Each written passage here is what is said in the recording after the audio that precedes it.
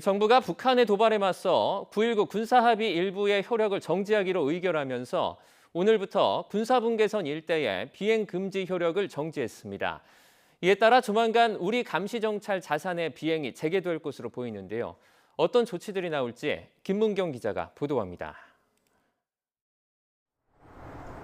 남북은 9.19 남북군사합의 1조 3항에 따라 군사분계선 일대에서의 비행을 금지해왔습니다.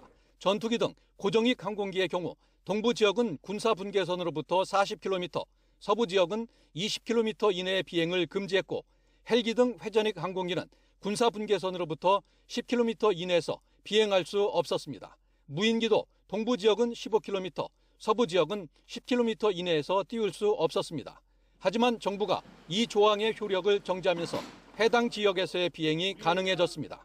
우리 군은 9.19 군사합의 이전에 시행하던 군사분계선 일대에서 북한의 도발 징후에 대한 공중 감시 정찰 활동을 복원할 것입니다.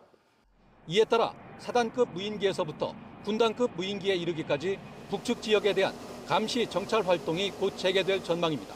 또 북한의 공중 도발의 비행 금지 효력 정지로 맞서면서 앞으로 유사한 조치가 잇따를 전망입니다.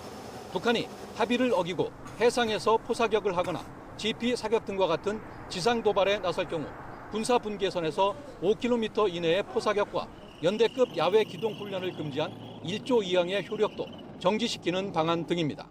일단 무인 정찰기가 근접 정찰 비행에 나설 것으로 보이는데요. 북한이 추가 도발을 한다면 적정이 금지구역 또는 전방 포사격 훈련 조치로 남북 군사합의는 파기 수준으로 갈 것으로 보여집니다. 정부 고위 관계자는 이 같은 조치가 남북 관계에 중대한 변화가 발생하는 등의 상황이 생길 경우 합의 전부나 일부 효력 정지를 할 수 있다는 남북 관계 발전에 관한 법률에 따른 것이라며 배경을 설명했습니다. 그러면서 이는 최소의 방어적 조치로 이 사태를 초래한 책임은 전적으로 북한 정권에 있다고 강조했습니다. 남북이 지금까지 맺은 군사합의는 모두 250여 건인데 그동안 북한의 위반으로 대부분 사문화됐지만 우리가 먼저 효력 정지에 나선 건 이번이 처음입니다. YTN 김문경입니다.